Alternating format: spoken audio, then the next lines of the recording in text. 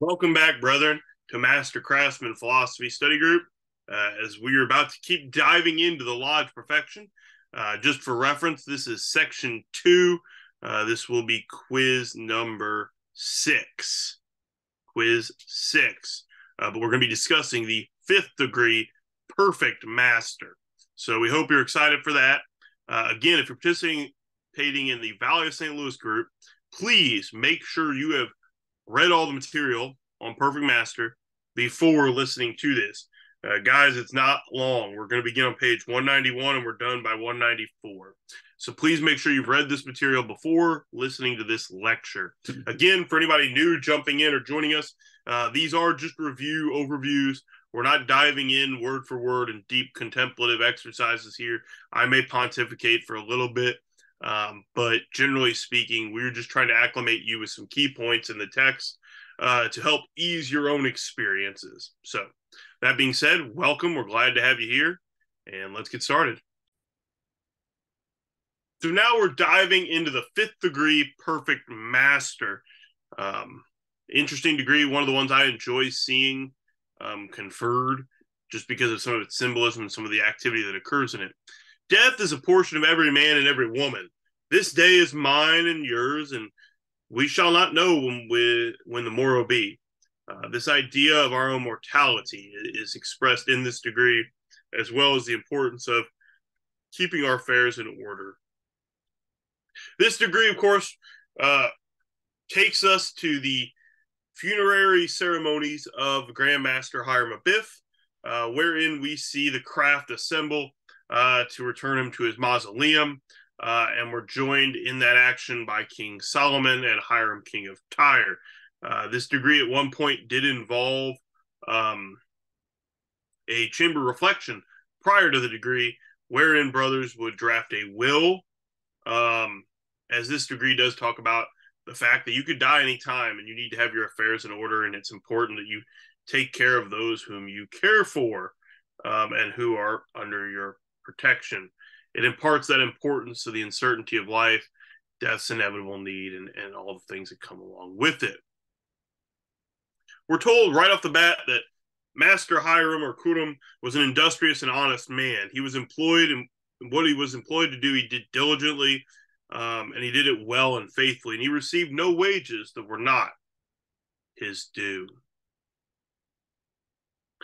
Industry and honesty are the virtues peculiarly inculcated by this degree. We're told to do things earnestly and steadily, and to do so faithfully and honestly that we will have what we have to do.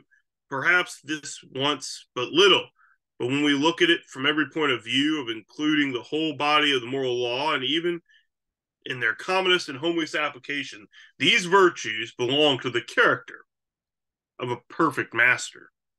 Idleness, of course, is the burial of a living man. For an idle person is so useless to any purpose for God and for man that he is like one who is but dead, unconcerned with the changes and the necessities of the world, and he only lives to spend his time and eat the fruits of the earth.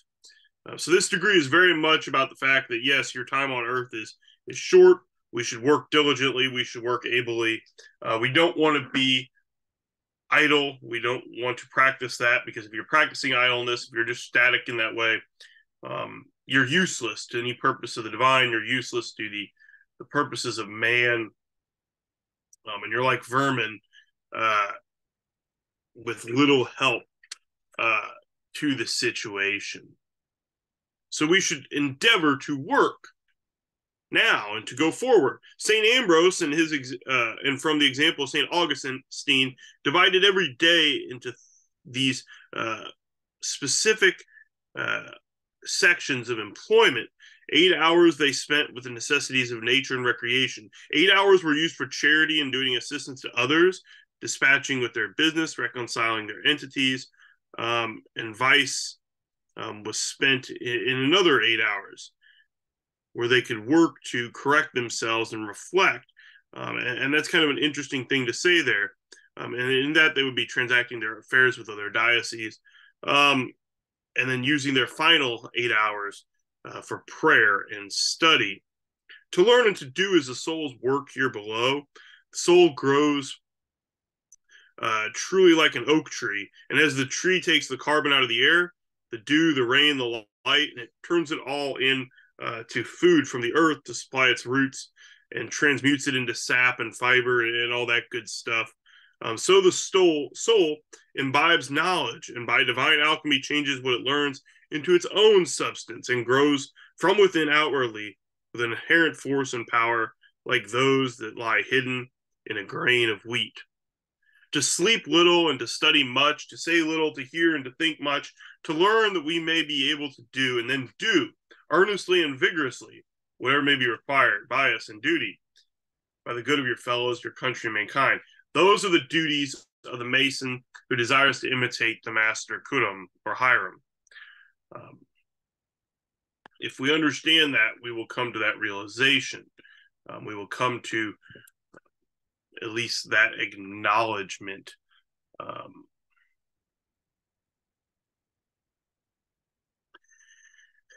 perfect master must avoid with that which deceives equally with that which is false. Let your prices be according to the measure of the good and the evil which is established in the fame and the common accounts of the wisest and most merciful men, skilled in the manufacture of commodities and grains as such, without scandal. Pike here kind of takes an interesting jump away as he talks about the fact that it's a duty of a mason to be honest, plain, and fair. It requires us to be honest in our contracts, sincere in our bargaining, and faithful in our duties. And as such that he talks about the fact that we shouldn't deceive. We should be fair in our pricing if we're in that type of thing. We should be fair in our actions as we go forward. Let no man for his own property become more pressing and cruel in his bargain, but quietly, modestly, diligently, and patiently recommend his estate to God and follow his interest and leave the successes to him. Detain not the wages of the hirelings, for every degree of detention of it is beyond the time. It is unjust and uncharitable. And he grinds his face till tears and blood come out. Pay him exactly according to the covenant and according to his need. Religiously, keep all promises and covenants. Pike keeps talking here, and he's harping on these ideas with that awareness. He reiterates the fact that life is short, and we're not here for obviously quite an extended period. So we need to know that our own moment of death could be just minutes away, and it's natural and it's good to love and enjoy life, but we shouldn't forget that death can happen. To live respected and die regretted is quite an important thing, and forms an earnestly important sentiment of this degree. Further, we're charged to learn that we need to properly bury the dead and have proper respect for the deceased, because if we don't, we fail our own responsibilities and our own duties as men and masons. And when we mourn, we should not forger that we are mourning our own grief and sense of loss. It is our duty to raise up the virtues of our departed brother, forgiving his mistakes and errors. We must make and take charge of our life and our responsibility and be responsible for those actions. Realizing that it should be the earnest desire of every perfect master so to live, deal, and act, that when it comes time for us to die, we may be able to say with a conscience to a judge that no man on earth is poorer because you are richer, that he has honestly earned, and no man can go before God and claim to be the rulers of equity administered in some great chancellery in which we enriched ourselves over another. Realize that we must take responsibility for our actions in that sense now and in the hereafter. And we must care for our families, be accountable to them, to work for them in our choices. Realize then that thou receive no wages here or elsewhere that are not your due. For if you do, and you wrongest someone by taking them which is belong to God and his chancellery, that will surely be held against you to make full satisfaction later. Just briefly, I want to share the apron of this degree with you, and have you kind of contemplate on it. This is one of the more interesting symbolic aprons. And I will note a couple thoughts on this in the next slide.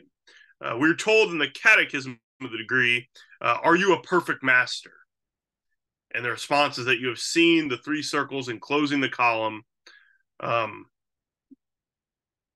enclosing the square upon the columns. So if you notice on this apron, it's edged in green. There's two cross columns. In front of that is a cube with two Phoenician letters on it, one black, one white, and the three circles. The three circles represent God's power, God's wisdom, and his beneficence. They also represent the divine existence, the spiritual world, the divine world, however you want to look at it. The cube, of course, is a symbol, at least in a way, of the finite universe, the material world. The two cross columns, of course, represent maybe strength and beauty of the soul, but they've fallen, they've crossed. So we've proceeded from them in the finite world towards the circles.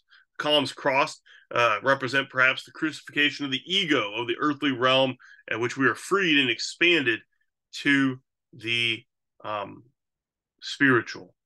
Just one interpretation of it, one thing to think through and contemplate.